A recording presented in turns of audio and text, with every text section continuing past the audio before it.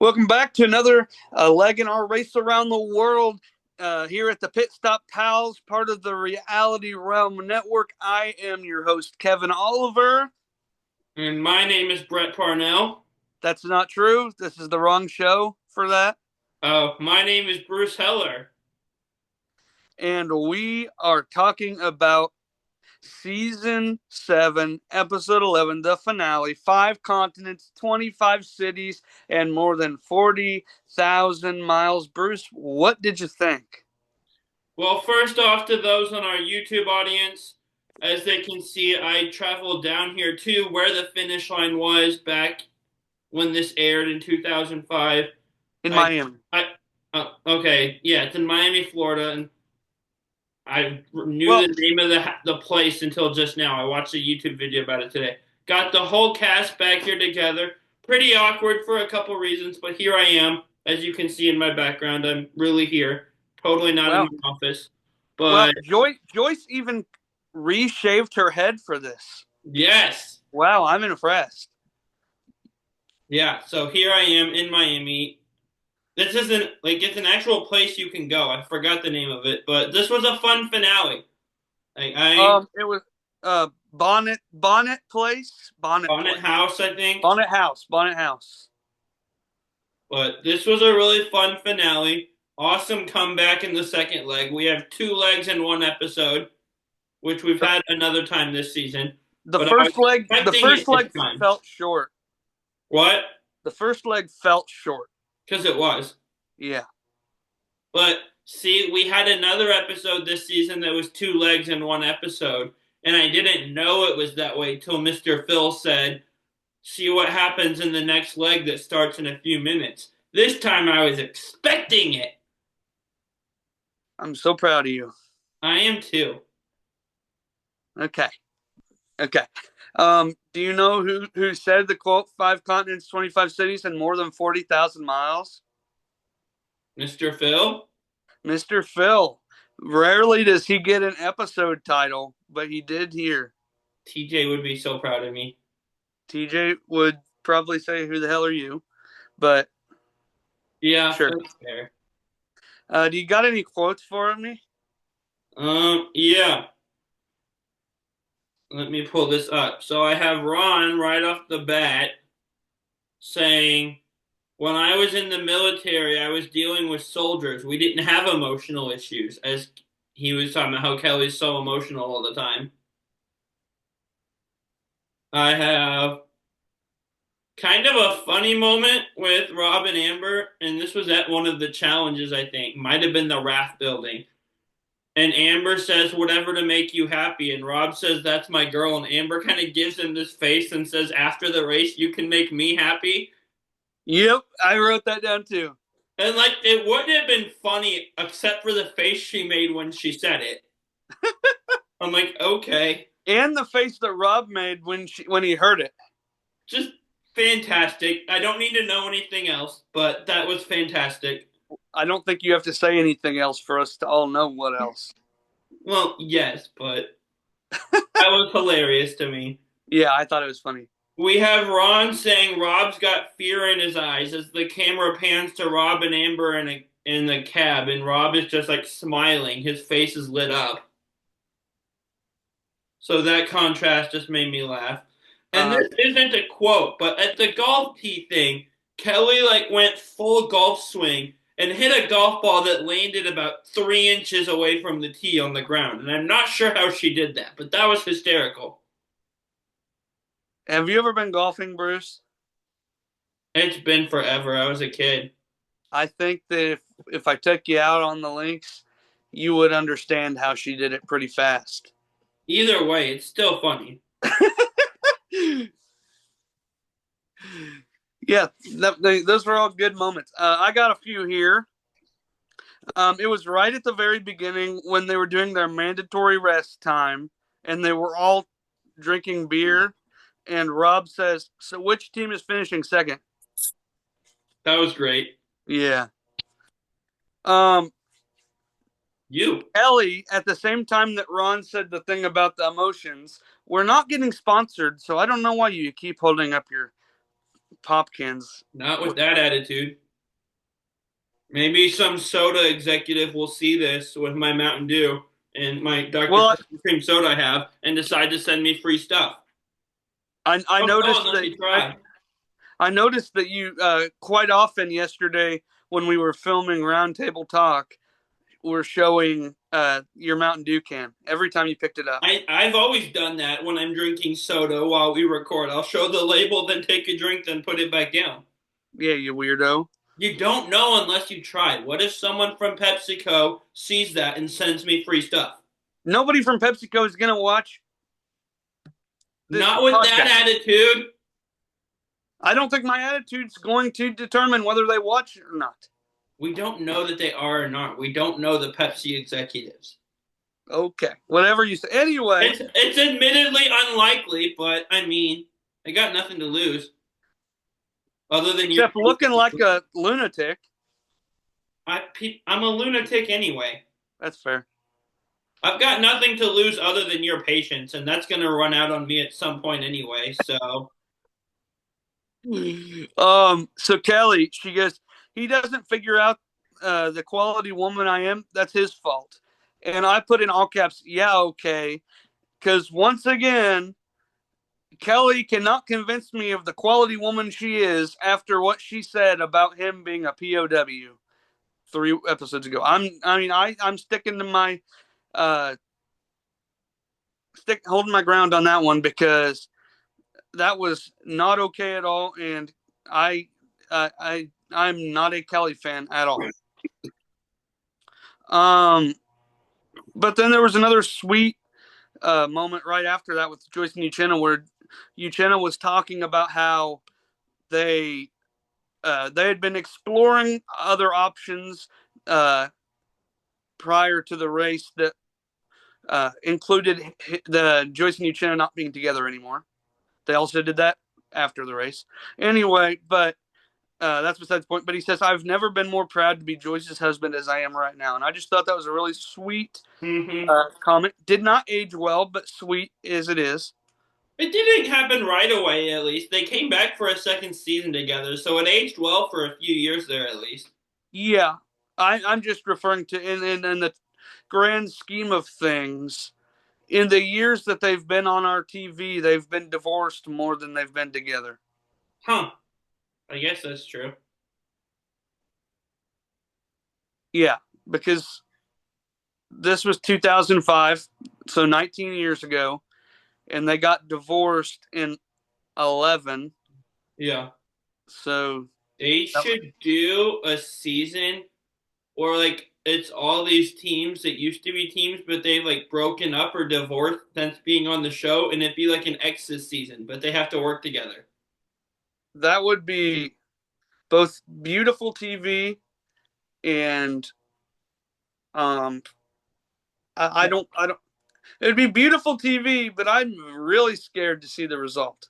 The challenge did two Battle of the Exes seasons. Like Yes, but the I challenge and the watched it. Amazing Race are two very different things. Yeah, it definitely isn't the CBS vibe, but you know, I don't know. They're all under the same umbrella now. But MTV Edition Amazing Race.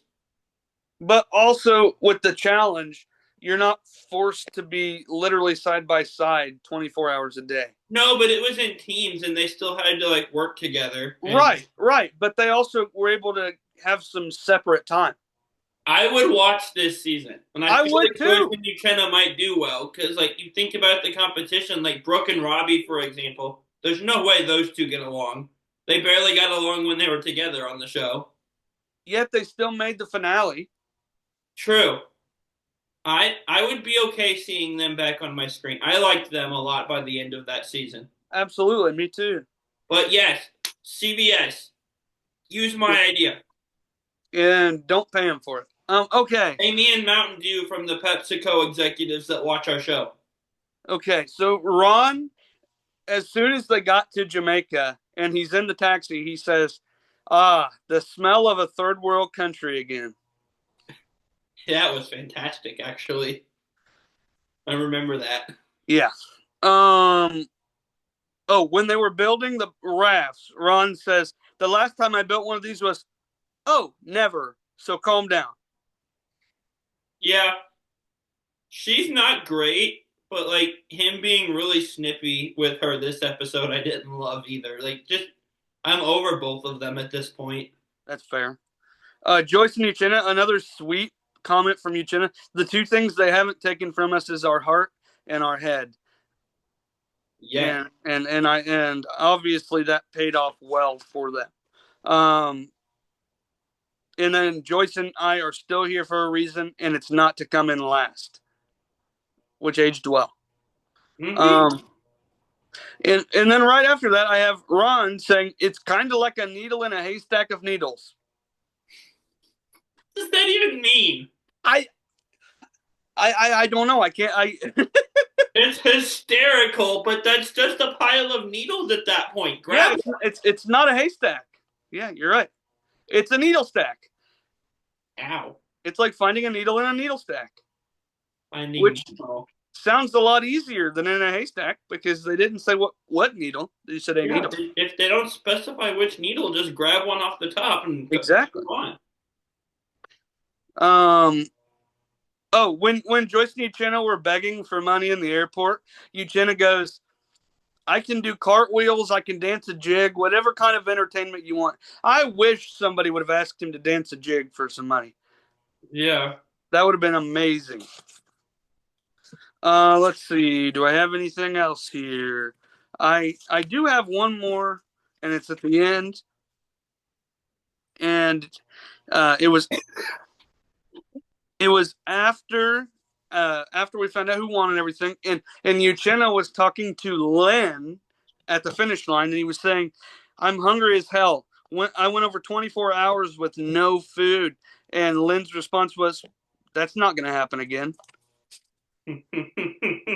Nice. Yeah. And those are my quotes. So, with that being said, are you ready to dive in? Yeah, let's All do righty. it. So we're departing London, England after our 12-hour mandatory rest time. Cheerio. Cheerio, England. And Fruit Loops also, because those are the best. At 2:47 a.m. They find out they have to fly to Kingston, Jamaica, a country that I have much affinity for. Uh, Also, in case you didn't know, the mandatory rest period is for 12 hours. 12 hours. Because If that you gets didn't want, to yeah, us every single episode for some every reason. time. But yeah, Jamaica, a place where I have much affinity for, the only place I've traveled outside of this country that we live in. Um, but I haven't been to Kingston. Anyway, once they get to Kingston, they have to travel 90 miles by taxi to Port Antonio to Frenchman's Cove, which is a beach where they will find their next clue.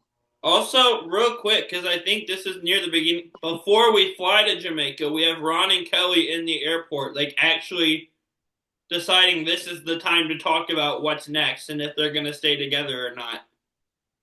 Yes, yes. Um, we That's a great time to have that conversation. Absolutely. And Ron is really just saying he's not ready to get married.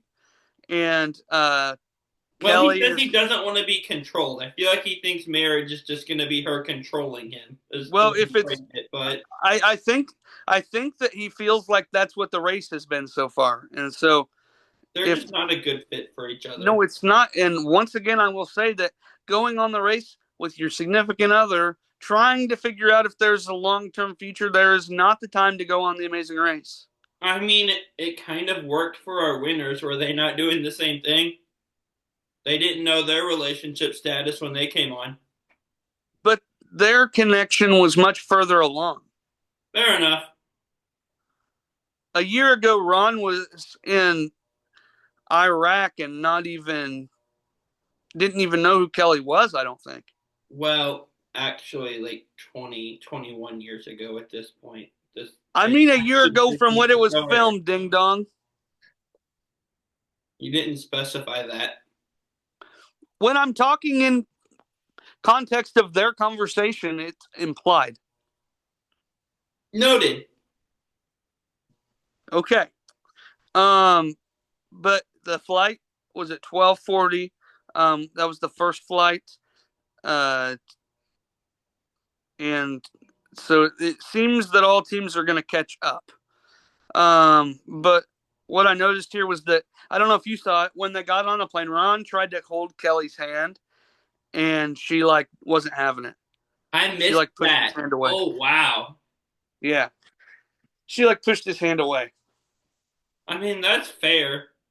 If either of them Mm-hmm. had done that, that would have been a fair reaction either way, given the Right, conversation they just had. right. Anyway, they all got to Jamaica and they had to travel to Frenchman's Cove there at the beach where we got a roadblock. We did. It's called Dance the Limbo, and it's very self-explanatory. Yes, you do the limbo, and the better you do, the earlier you get to depart the next morning. And I put that you would be doing this because you're shorter, so you're already closer to the ground. I would not be doing this. There's no way you're worse at it than me.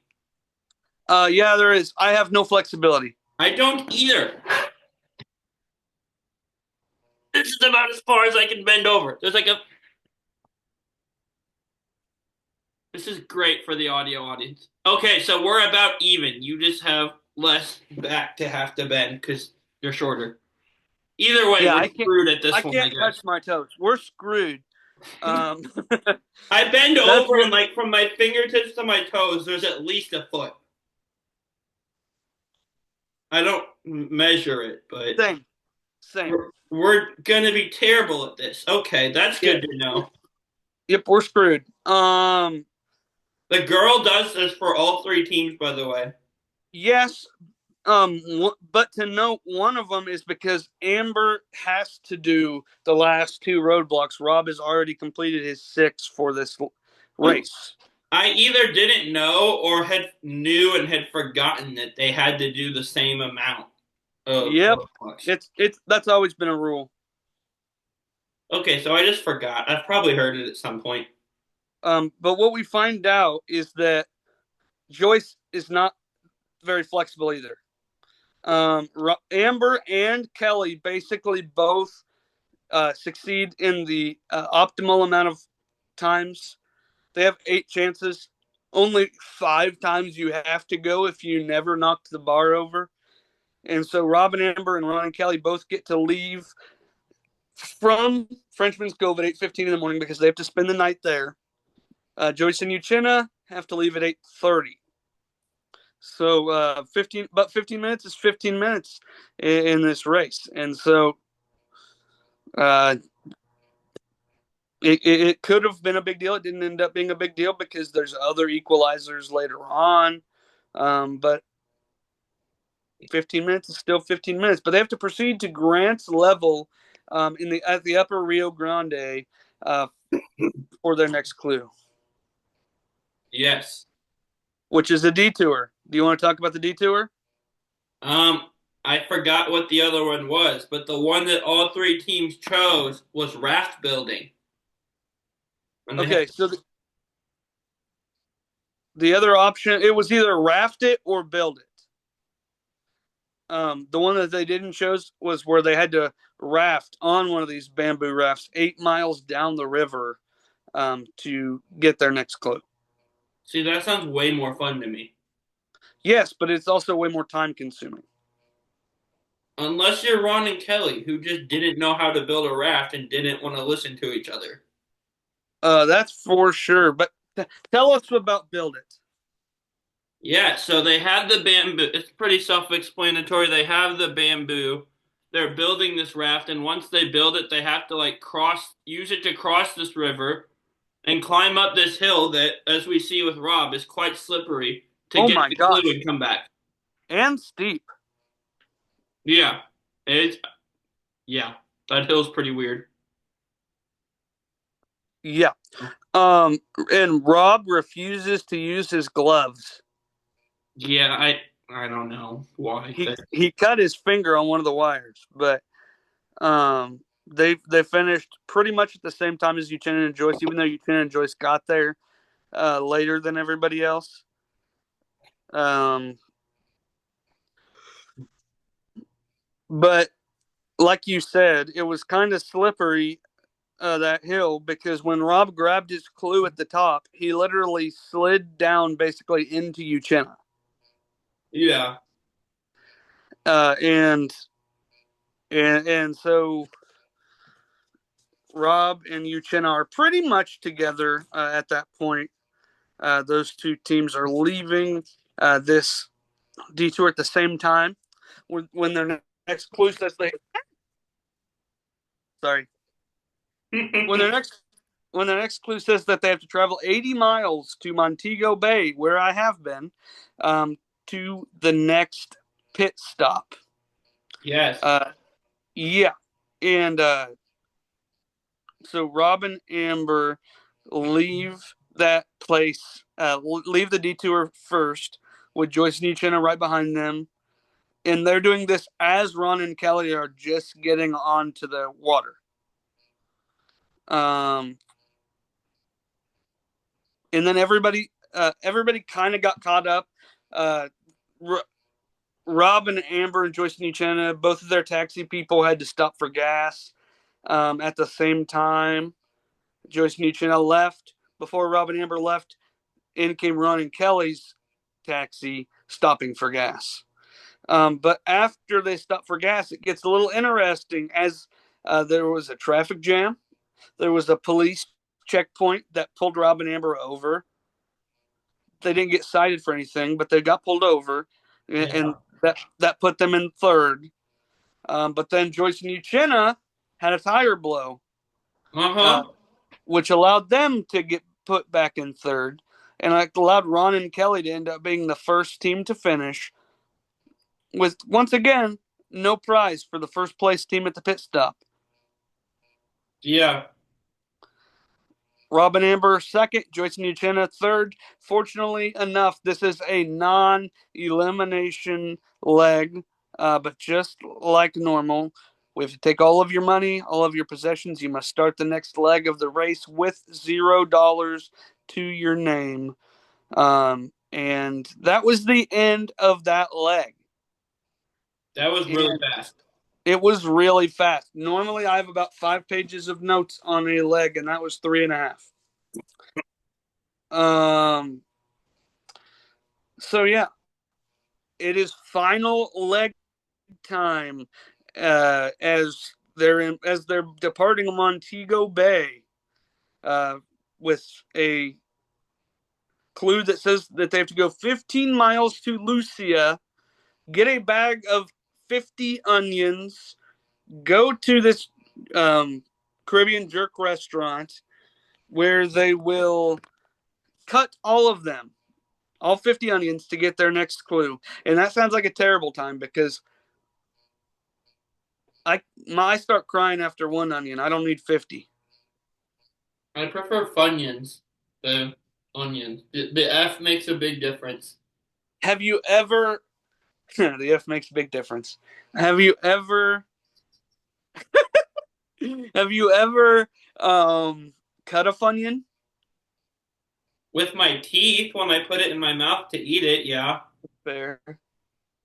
Have you ever cut 50 funyuns? No, but a Funyun is just a little ring. That'd be way easier than 50 onions, which is a big ball. I know. The F would make it so much easier. Honestly, and you don't even have to use a knife to cut a Funyun. You just, start pounding on it. That's fair. That's fair. Anyway, Ron asked this guy to call them a taxi, and then he took a page out of Rob's book and asked the guy not to call Rob a taxi, because they were in a race. I And the guy like this. the guy goes, "Oh, you want to cheat in your race?" And Ron's like, "No, I'm not cheating. Just don't call him one." And he didn't, but Ron and Kelly's taxi driver called him one. Um, but the problem is, Ron and Kelly's taxi driver doesn't know where the heck he's going. Why do they keep having these problems? Weren't they in the taxi that had to stop for gas in another episode? Yeah, they've stopped for gas like 3 times this season. Are they the Jim and Misty? How like Jim and Misty just kept having weird transportation problems, but with Ron and But Jim, Kelly, taxi problems? but Jim and Misty's transportation problems were their own doing. Fair enough. This is just wild. I can't Um, explain why this keeps happening to only them. right. Like there was this scene where their taxi driver is literally like checking out this fruit stand on the side of the road trying to get directions, and it's like the middle of the night. It was dark out, and so it's like nobody's gonna be there to tell you where directions are. But he's like pounding on the counter at this fruit stand and trying to see if Yeah. there's anybody there. It was crazy. Um, but they got there eventually. Uh, but Joyce and Uchenna start this leg. Like we said, with $0 to their name, they can't go pay a taxi to take them anywhere. So what they do is they finally find somebody who will give them a free ride to the airport so they can beg for money. Yes. And that's where we see Uchenna offer to do cartwheels or dance a jig. But that's besides the point. Once the onion thing is over, they have to proceed to Rose Hall for your next clue, which is another detour. Do you want to talk about this detour? Yeah. So they have two options here. You have pony up and you have tee it up. And pony up is this thing called horseback swimming, and tee it up is you're at a driving range basically, and you have to hit a small green area from 140 yards away, I think. And my note was the horseback swimming looks way more fun and unique, but the golf is probably easier. I would begrudgingly choose the golf, but I would want to do the swimming. Because like riding a I horse would in the water sounds awesome, but I that would probably love takes way longer.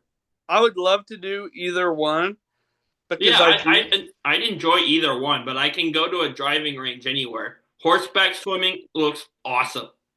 I do like to golf, so it does not bother me at all to do teed up. But this horseback swimming is really interesting because basically you get on the horse's back, you ride it out into the water, and when it starts swimming, you jump off its back, grab its tail, and just like ride along with it as it Wow. goes through the buoys and takes you I, back to shore. I've never heard of this, but that looks like so much fun. Yeah, I would love to do that. It sounds fun. All three teams though chose to golf. Which is Um, fair. That looks a lot quicker. yes, Then a you don't have to hundred. rely on a horse that, for all you know, could just decide to just stand there in the water. Right.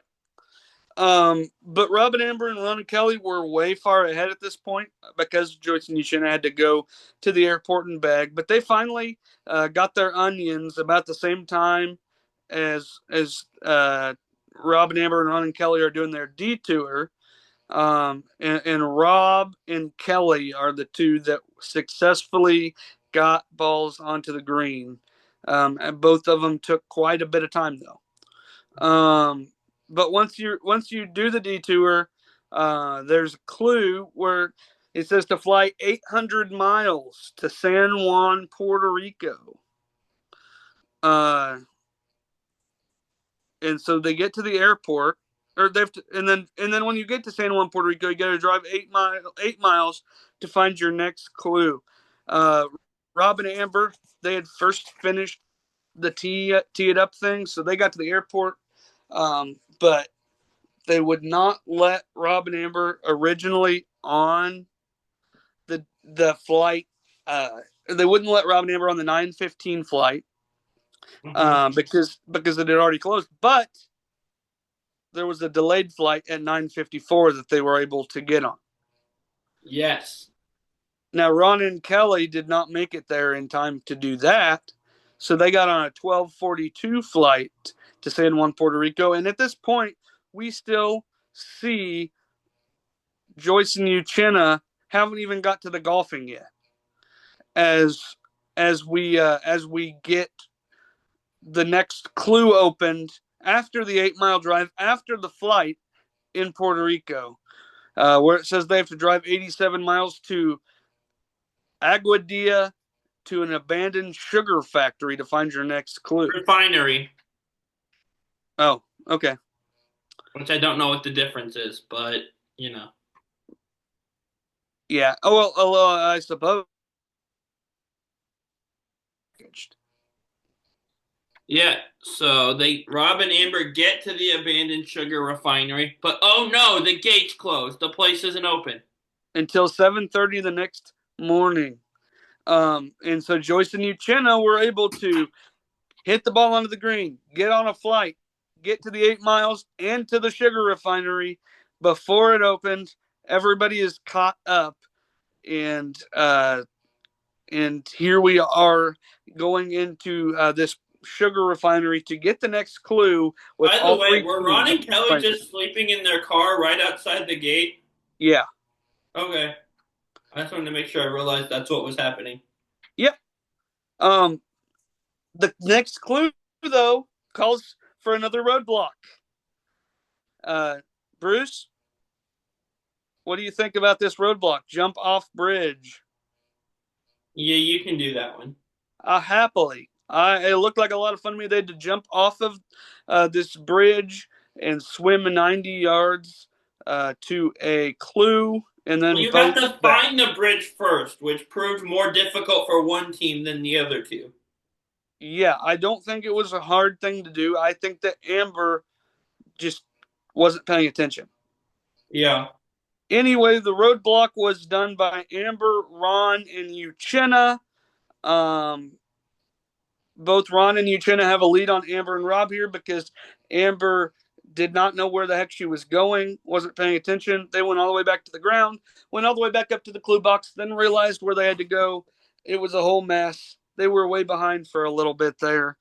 But once they did that, once they jumped off the bridge and got back to shore, they had to drive 90 miles to the San Juan International Airport where they were to fly to Miami, Florida, and then drive 9 miles to Rickenbacker Cruise Way.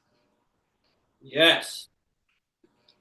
And when Amber got out of the water here, she was not able to run, and so Rob gave her a piggyback ride back to the car.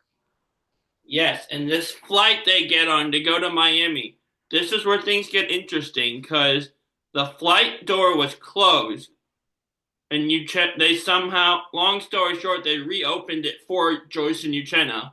Oh, okay. So basically, what happened here was they were originally told there was an 11:15 flight to Miami. Gates already closed at the 10 o'clock flight, but Rob convinced the airport the airport ticket lady to put them on the standby list. So they went and they got tickets for the 10 o'clock flight, even though the tickets were closed at that point. Um, they got on the plane. Then Joyce and Uchenna are really late to that. I don't know how the flight hadn't even left yet. They'd literally taken the loading tunnel back, uh, and then Joyce and Uchenna had the flight attendant call the pilot, and he let them on. Yeah, so I was talking because I had forgotten all about this last until I watched it again. But I was talking with a friend of mine who's like a huge race fan, and he was telling me like there's this conspiracy theory, is how he phrased it, like amongst some fans that people believe CBS stepped in and interceded, and it's why they reopened it, even though they had pulled the tunnel back. I don't believe it at all, but That's crazy. like Well, I've never seen a flight do that either, though, where like they have everything ready to go, then just reopen it last second like that. So this whole scene is just wild. No, I I don't can't think CBS rigged it, but I can't see CBS rigging it because I feel like CBS would love to have Robin Amber yeah, win again. they'd also be liable Yeah, there that's true. if they did rig it. The other two teams would probably be able to sue them or something. But they would have to have proof. Yeah, but I don't believe the theory at all, but it seemed worth mentioning there. Just that Yeah, that's a thing. I appreciate that insight for sure. There was also another strategy move here. Rob and Amber leave their bags on the plane in hopes that somebody will mail them back to them so they don't have extra weight to carry around. Yeah. But so Joyce Newton and Rob and Amber are both on this 10 o'clock flight. Ron and Kelly got lost on their way to the airport because of some bad directions by Kelly. So they got on the 11:15 flight. Yeah. But once they landed and everything, they had to travel 2.5 miles to Little Havana to find the King of Havana's cigar shop, which was written in Spanish, but that wasn't told to them. They had to figure that out on their own. Yeah. Um,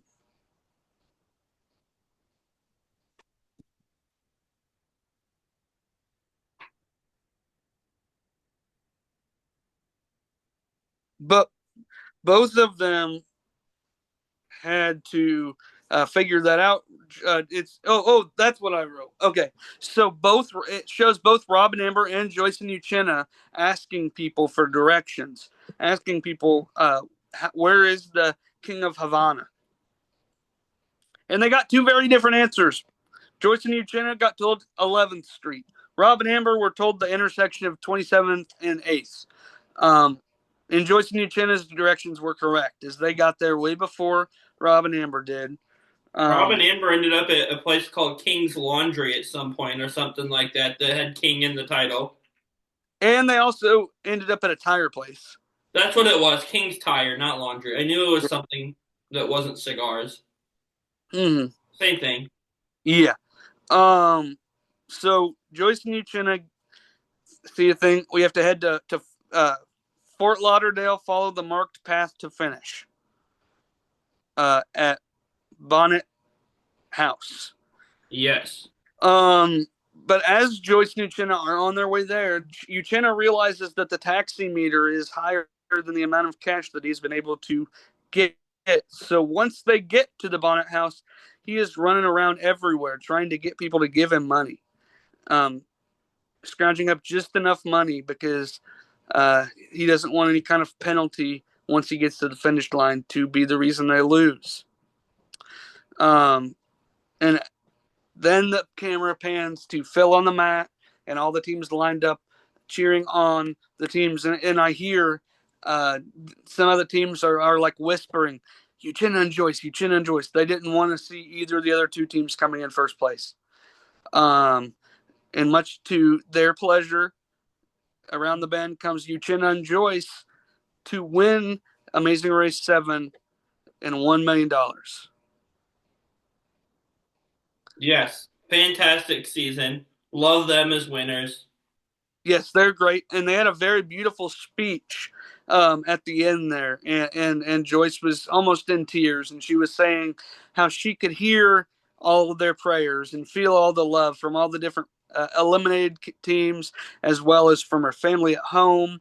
And Uchenna saying, and um, that love that you guys showed to us, we hope we were able to show back. That was received too, right? He was making sure. Um, it was just a very beautiful moment for them. Very happy they won. Rob and Amber come in second. Ron and Kelly come in. One more thing here. Phil knew exactly what he was doing when he brought up to Ron and Kelly asking about the future of their relationship on the mat after finishing in third place. Yeah. Which, And to be fair, that's kind of been their main storyline. He kind of has to ask about that, but that was rough. yeah, definitely. And that was all for season 7 of The Amazing Race. It has been a great season to rewatch, to recap, to spend here talking with you on Pitstop Pals about this season. I've loved it. I know. I'm delightful to talk I, to. Thank you. whatever helps you sleep at night. My pillow. Okay. Do you have any final thoughts about the season, Bruce? I agree with everything you said. They are such satisfying winners, such a good cast, such cool locations and challenges. I wish we would have got to watch someone do the horse swimming just to see what that looks like because it Mm-hmm. sounds bizarre. Absolutely. And like you said, talking to me about it has been delightful for you. So, just overall, such a fun rewatch.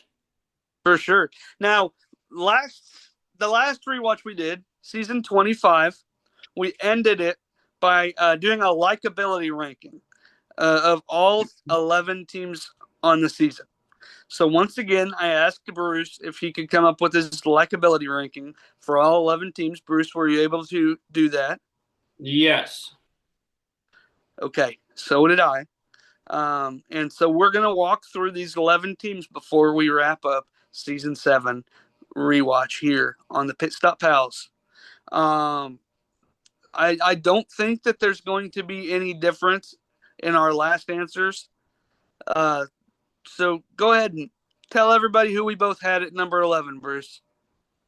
Patrick Not Star and his mother Susan. Correct. You going to elaborate? I mean, I don't know what else to say that I haven't already said 1,000 times this rewatch. Patrick's a brat. He's not fun to watch. And And he's neither is his not mom. very respectful to his mother either. But his mom is also not fun to watch. Yes, but I don't care. That's your mom. Treat her with more respect than he does.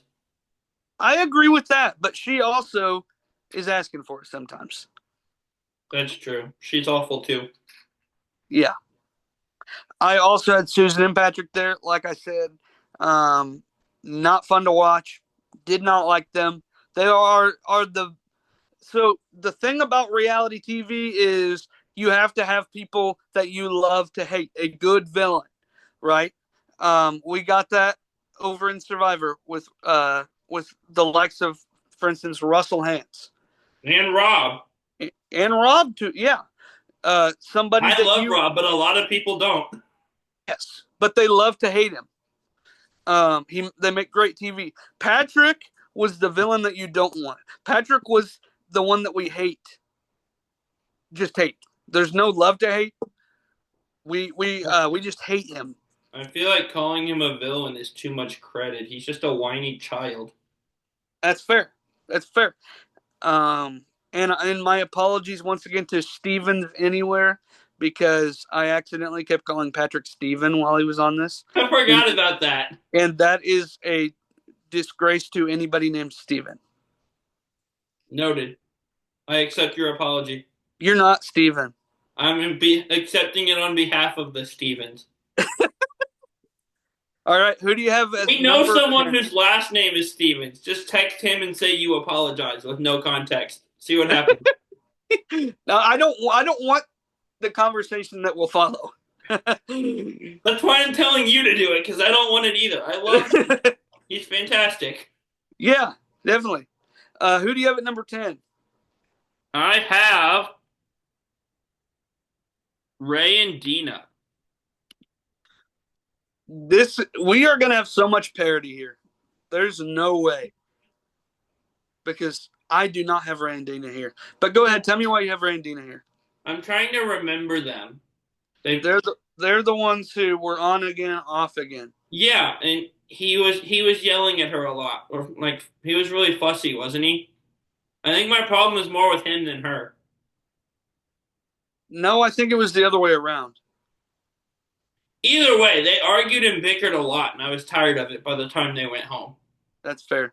I had this might surprise you. At number 10, I had Ron and Kelly. No, I expected that. Really? Yeah.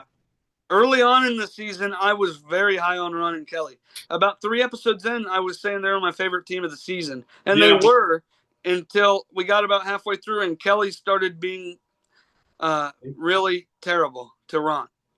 And he wasn't great to her either, but No, it was he definitely wasn't. her than him. It takes two to tango. You're right. But I can't put you any higher up when you're going to tell a POW that he purposely became a POW to get out of the army. Yeah. That's not excusable. I don't have them here because I liked them so much for the first half of the season. And that one quote is awful, but everyone has moments where they say things they don't mean or say things they regret. I'm not going to let that affect half a season of me liking them. So I that's why am they're going to not let that a affect it 10 for me. because that itself is so disrespectful, not only to Ron, but Oh, I'm not disagreeing with any of that. and I can't justify that. I'm not trying to. I'm just all I'm saying is like we've all had moments where we say things we regret. Yeah, but this is worse than just saying something you could regret. This is this is one of the worst things you could say to somebody in that situation. Yeah. There's a lot of things I would regret saying. This is something that would be worse than that for me. Yeah. And when you're on live TV and you do something like that, you know exactly what you're doing. This isn't live. It's pre-taped. When whatever, you know what I meant. You said live. What am When I you're supposed to fine. think? When you're on reality TV, There you go. you know what you're in for, Yes. and you can't just say something like that. Yeah. So that's where they land for me. Who you got at 9? I have Debbie and Bianca who finished first and then sixth and then ninth. And ironically, their placement on my list is their same as their placement in the game. From what I remember, they were the ones in the premiere that like were kind of always off to themselves when everyone else was grouped together. And Yes, I just never liked the vibe I got from them. I don't have a strong reason why. I just didn't like them. I also was not a big fan of them, and it was really ironic because that first episode they like worked with 2 other teams, and those 3 teams got first, second, and third. Then they're like, I want to work on my own, and so they work on their own and they get sixth, and then they get to go home the next week. But Yep. when they worked with other people, they finished first. So they're stupid. But they're not who I have in ninth. I have Lynn and Alex in ninth. No, that's a good one. Yeah. I I could tolerate them okay. There wasn't a lot of teams that I hated. Those those first 2 were far and beyond everybody else. But like in the words of you, Bruce, Oh boy. they're a little catty. Oh yeah, they're catty and they're obsessive. And so that's why they landed where they did for me. Who you got in 8? Them, for the And I have reasons you just said. Debbie and Bianca in 8th for the reasons that I made known to you when you Yeah, put them in these 9th. two are close for me. Lynn and Alex were at least like smart players and kind of good at the game, whereas like Debbie and Bianca sunk themselves. And I was happy to see them go home, but also I'm annoyed. I'm like, you wouldn't be doing this if you would just play the way you played the first leg. Exactly. Lynn and Alex were at least like entertaining to watch play the game, as much as their confessionals annoyed me. That's fair. Who And you we got in questioned 7? if one of them was a robot or not for half the season. But we found out that he was not. He was not. He's a real Yes. boy. Lynn is a human. Go check out that episode. Who you got in 7? This is where Ron and Kelly land for me. The relationship stuff and the constant fighting got old for me the last 3, maybe 4 episodes, but I really liked them up until then. So Yeah, like, I they agree. would have been top 3, 4, and the last 3 episodes are why they're down here at 7. Maybe They last probably 4 episodes. they probably would have been 1 for me had they had those last 3 episodes not happened. Yeah, the way they and did. we harp on the one quote from her, but it's more than just that. It's just the constant arguing and fighting about absolutely everything. That's Like fair. it's just, and yeah, it really. I don't know if it was three or four, but those last few episodes just it knocked them down a solid three or four spots for me on this list. Definitely. My number 7 was Chuck and Ryan, simply because we did not get enough of them. I would have loved for them to make a deep run here. They seemed like incredible people, really fun to watch. I think their confessional game would have been top notch if they would have been able to stay in the game. Oh yeah, they were fantastic. I just being the first one's gone. It's hard for me to put them any higher than this. I have them at six for the reasons you said. Like they're so much fun. They were really funny, great confessionalists. If they had been around longer, they'd probably be top five. But Mm-hmm. and if you know what, they're pretty much even with Ron and Kelly. Honestly, That's fair. they don't have the last three episodes of just Ron and Kelly doing the same thing every week. But Ron and Kelly had more good that we saw also, so that kind of Mm-hmm. balances out. Six and seven are interchangeable, but I'm going to say Ron and Kelly seven to punish them for making me watch those last episodes of relationship drama. And Chuck and Ryan will be at six because they didn't do that. My number that'd be weird if they did that. My number 6 is Megan and Heidi. Nice. Um, I liked them. I thought they were fun. I wish they would have been around longer. Me too. I'm sure Brian and Greg also wish they would have been around longer. They definitely do. Um, but once again, it's hard for me to put a team that only made it 2 weeks any higher than that. Yeah.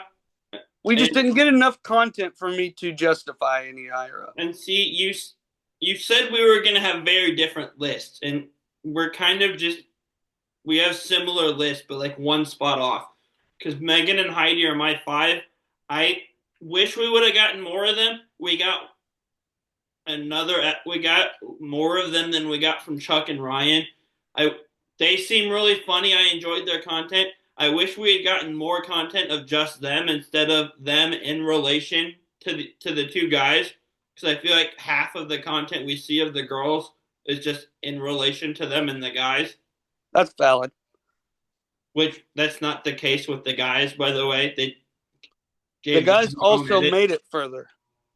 Yeah, but yeah, they're a fun team. I would have liked to have seen them around longer. My number 5 was Ray and Dina. That's way higher than me. That's what I was saying when I heard you say it, them at 10.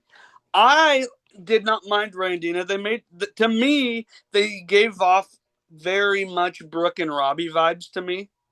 Just not quite as funny as Brooke and Robbie, but Oh. but a similar. I just felt similar personality stuff, and I by the end of the season was a big Brooke and Robbie fan. Yeah, Um, so I had Ray and Dina pretty high up here. I knew I was going to be higher than you on them, but yeah. Who do you got at 4? at four, I have. Let me see who I have left. I have Brian and Greg. Me too. Nice. Kazooie. Because what? Kazoo. I don't know. I just said a word. I was excited. I said Kazooie. Oh, you want to explain why you have them at 4? Because they're my fourth favorite team.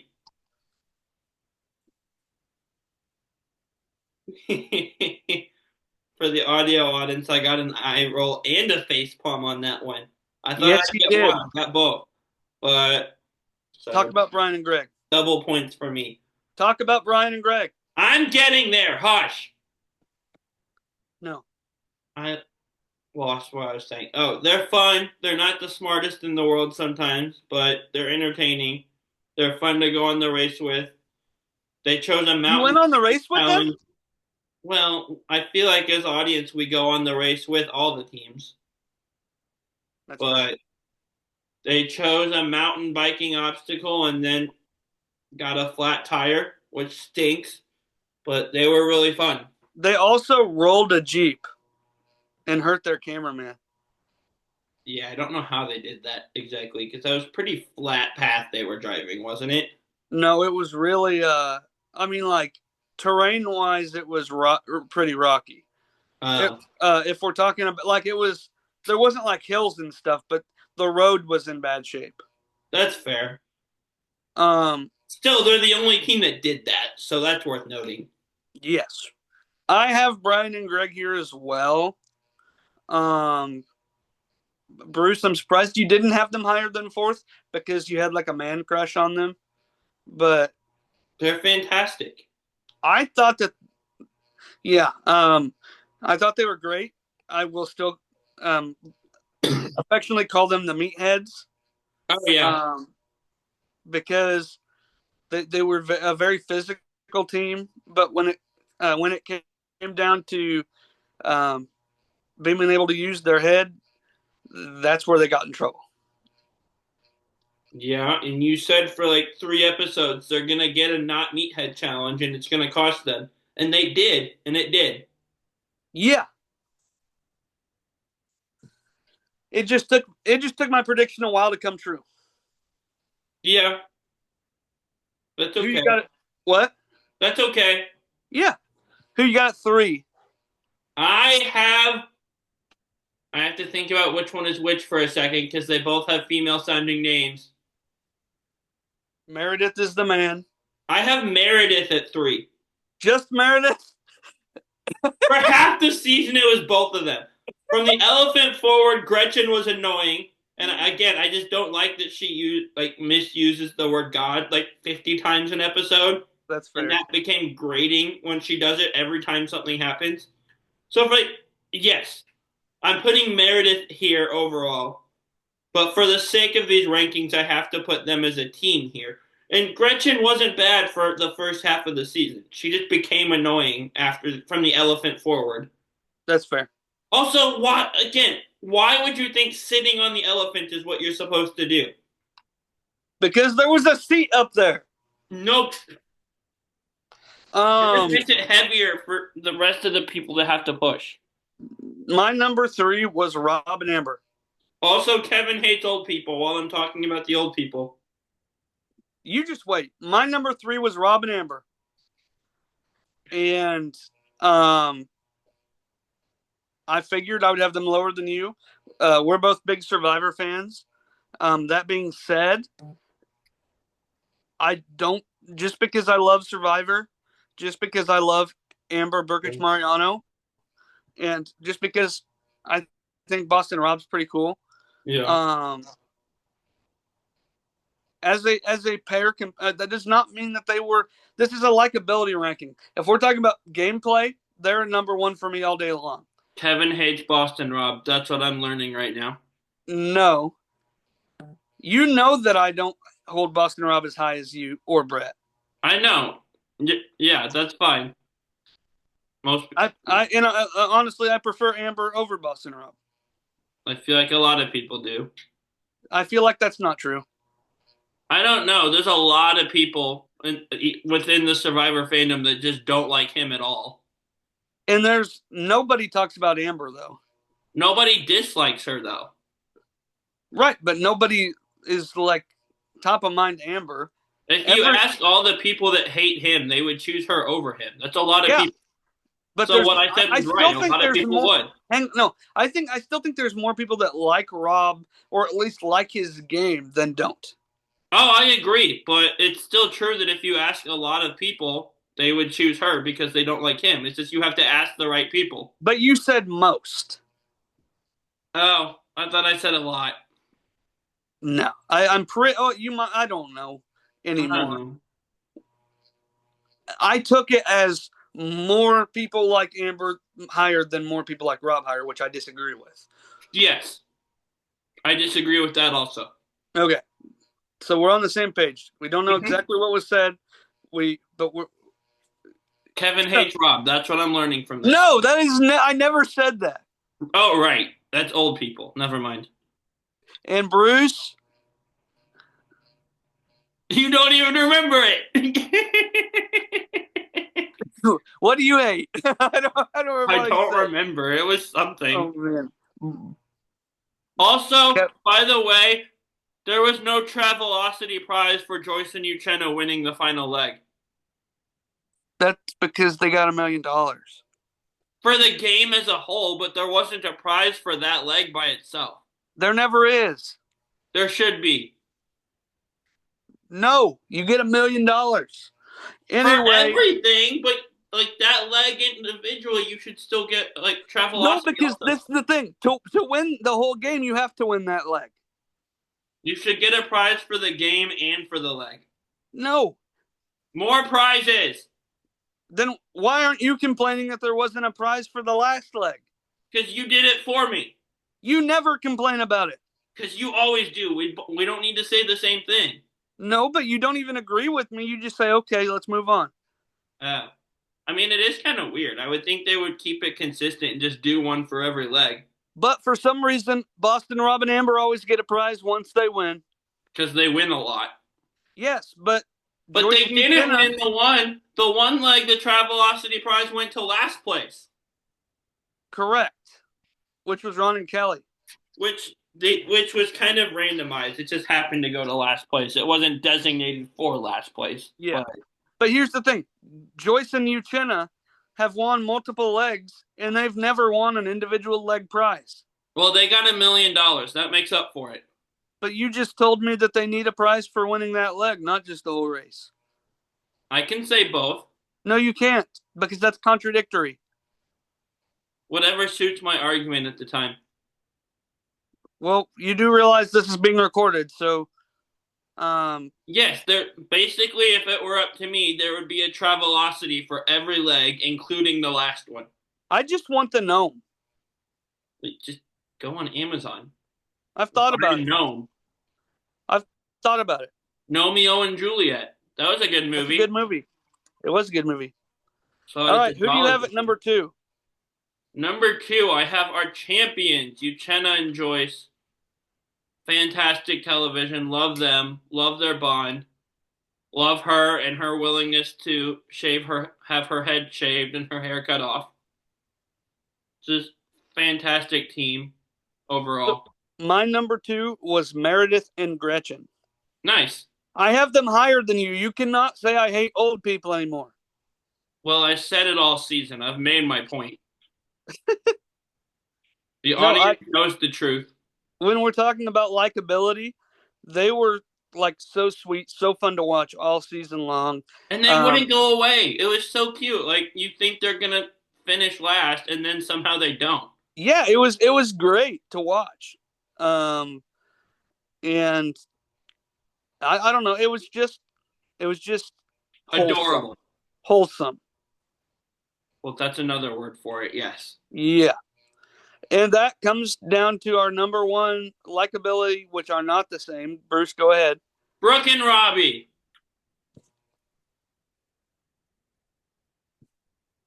I like the wrestlers. They're a very strong team. They grew on me throughout the season. And so they land here. But in all reality, I love Rob. I love Amber. They're, of course, my number 1. You guys probably could have guessed that. They're my true number 1. The wrestlers are my fake number 1. Just as a joke. But I love them coming in, and that does affect it. But they were really fun on this season. Very innovative gameplay. Especially with Rob. He does some things that I haven't seen people outside of him do. Emergent gameplay for the wrong way, such as only open the front door on the bus until I get off and am a little ways away, then open the back door that everyone else is sitting by. Yep. Which rubs people the wrong way, and I get why people don't like it. It's innovative gameplay. It's smart.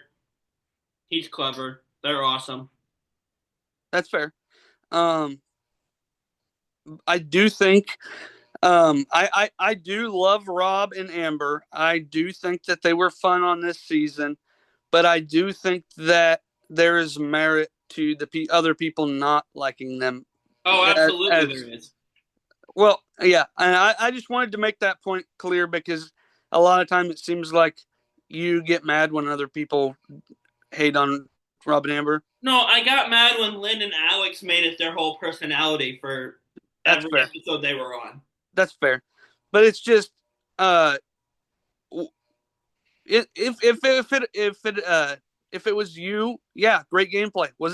Is it me watching this? Great gameplay. But if I'm the one who is getting the negative effects, I completely get why people didn't like it. Yeah, but I'm not, so. Exactly. And that's why we can say that it was great. And the others, in the grand scheme of things, some of them are going to be bitter. I promise you, there's some people that played against them that said that have come around and will admit that what Rob and Amber did was very impressive and was great moves. But in the moment, there were definitely some people that disliked them, and that's okay. Yeah. And my number one was Joyce and Uchenna. Nice. I thought if I thought Meredith and Gretchen were wholesome, this is a whole new level. That like I said, their speech at the end was beautiful. The fact that Joyce cut her or shaved her head for this was beautiful. The way that Uchenna supported her through all that was beautiful. Um, the fact that they were going to take this $1 million and use it towards adoption is beautiful. Just everything about these guys, I love, love, love. I wish they were still together. Can't wait to rewatch their second season at some point. Um, but yeah, Nice. yeah. Well, Bruce, this was a great season to recap. What was that about? It's called a dab. Look it I up. know what it was. I said, what was it about? Why'd you do it? Do I need a reason? I mean, I guess not. Um, like I said, this was a great season, a very fun recap as we roll on forward here with our Pit Stop Pals content. We still got a couple months before we're going to get any new Amazing Race season. I want Um, it now. so stay tuned. We're going to continue to make some content here for sure. Um, as far as I know, we haven't really decided what that is. If there's anything you guys want to see from us, please DM us, comment on YouTube or Spotify or wherever you listen to this podcast. Um, Bruce, you got anything final to say? Um, Not really. Check out Tribal Council Chat. Check out New Generation Challengers. In And our check newest out show Roundtable Talk, which launched today, the first actual episode the day we recorded this. So, yeah, December 30th, went live. Roundtable Talk. Bruce Heller, Brett Parnell, Kevin Oliver, joined by Brett's sister Leah to break down the cast of Traitors Season 3, which starts January 9th. Make sure you check out all of the Reality Realm Network content. yes. And follow us on our socials. Um, and And go. the world is waiting for you. Good luck. Travel safe. Go. Go.